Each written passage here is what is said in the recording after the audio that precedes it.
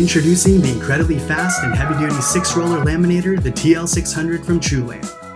It can laminate documents and photos with a 13-inch wide opening for hot and cold pouches up to 14 mil. Using it's easy as punching in your settings and letting the 6 silicone rollers work up to a blazing fast 78 inches per minute. Let's get into its operations. First, prepare your test document, then turn on the machine. Use the front label for the proper settings and add at least 10 degrees if using a carrier. Start with a preset temperature, adjust the speed to your pouch's recommended setting, and wait until the ready sign turns on.